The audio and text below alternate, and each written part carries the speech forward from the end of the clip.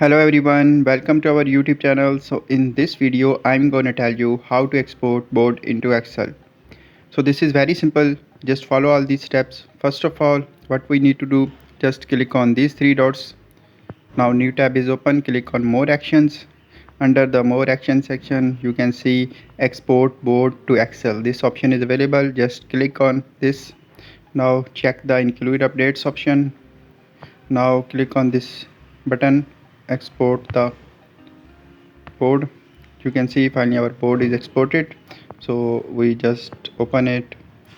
This is available in Excel format. Now you can see our board is finally successfully exported into Excel. You can see the same interface of this board is in Excel, and now same interface is here.